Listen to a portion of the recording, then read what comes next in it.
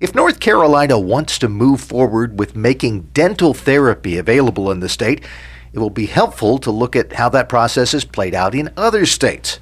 Joining us now with insight on that topic is Sal Nuzzo. He is Vice President for Policy at the Madison Institute in Florida. Thanks for joining us. Happy to be here. Thank you for having me. So you in Florida have actually gone through this process of trying to make dental therapy a reality. Before we get into how it's played out, why was this seen as something that would be a good idea?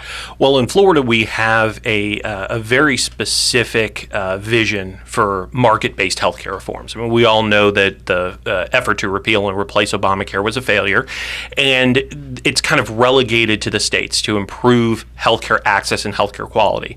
In Florida, as we were doing some research, we uncovered some rather significant shortages of oral healthcare practitioners throughout the state. And so, there were things that we were looking at in other areas of healthcare, and we were approached by some folks in the state who had said, this is a big problem.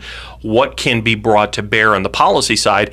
And so we began to look at what other states were doing. We came across the state of Minnesota, which has a pretty well-established program for dental therapy and advanced dental therapy. And we began to see that a number of states had begun to implement the policy. So last year in 2018, we did a research study and we began the process of working with policymakers on exploring this. It continued into the 2019 legislative session, and it's an ongoing debate. As a reminder for people who are new to this, how is dental therapy different than what we know about going to the dentist and meeting with the dentist? Sure. The best analogy to make is it's a little bit more expansive than a dental hygienist, but less expansive than a dentist. And so whereas a dentist in many situations can perform somewhere upwards of 450 to 500 procedures, depending on the state and the regulatory system, dental therapists are in the kind of 75 to 125 procedures. So routine care and maintenance, filling cavities, working with patients on a more regular basis to kind of make oral care a more consistent part of their routine. It lowers healthcare costs in two ways. One is the providers are less expensive. And secondly, it also kind of creates a system where people are taking more responsibility for oral care, thus limiting the need for more expensive procedures down the road.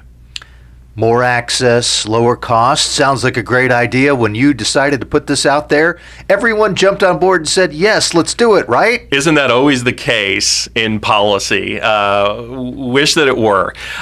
Inevitably, anytime you talk about an idea for structural or systemic change in an area so entrenched like healthcare, you're going to butt up against kind of the special interests that kind of that benefit off of the existing regulatory system. And so as was the case in Minnesota and about 7 or 8 other states that have implemented this, they've had to do battle with the state chapter of the American Dental Association, who represents dentists, who, when you talk with dentists on the ground, you generally get a supportive attitude, but the trade association kind of sees things another way. Do we get a sense of why? It's a really good question, and I've sat down with them, as we've gone through the policy debate over the last couple of years, and they bring out arguments that just don't hold water. They say it won't actually help. Well, the research and both anecdotal and quantifiable statistics show that it does. They say people with high school degrees will be pulling teeth. Well, that's just kind of a scare tactic. And they say some other things that just that don't make any sense when you unpack the reality of the policy. So the only conclusion that we can come to is that they're a trade association and a special interest that sees this as a threat to their existing members, where in reality it's exactly the opposite. And those states that have implemented the policy have kind of proven that out. We're chatting with Sal Nuzzo, who is Vice President for Policy at the Madison Institute. As you've chatted with other folks who are not the dentists, who would see perhaps their own ox gored, what's been the response among other folks? Do they say, "Yeah, this sounds like a great idea"? Well, and that's pretty much been the overall response. This is a great idea. It will provide access to patients for oral care, which has traditionally been one of the tougher kind of areas of healthcare to get people into a chair in. And one of the reasons is that it's kind of scary. Folks do not really like going to a dentist. So the coalition that we put together was made up of dental hygienists, family care physicians, interest groups, trade associations, all of whom are active in healthcare and healthcare policy. And all of whom, with the exception of the one existing association, the dental association, all of whom are in favor of the program. One thing that I have heard as a layman in this is that dental care and oral hygiene are incredibly important for overall health care. Is that the sense that you're getting from the people in other parts of the healthcare system, that if we can make this better, that will make our lives easier dealing with so many other things? 100%. And that's why we've actually had folks in primary care services come on board to the coalition. And there's a tragic case that kind of lays all this out. A number of years back, a young, I believe he was 11 or 12 years old, boy in Maryland contracted a tooth infection, something that a simple over-the-counter or prescription antibiotic would have knocked out. He did not have access to a dentist. He was the son of a single working mom, and the infection eventually spread to his brain. By the time he was admitted to the ER, he was gone within a day or two. And so at the extreme, you have oral care impacting somebody's life. And in the less extreme, oral care is kind of the gateway to overall physical care.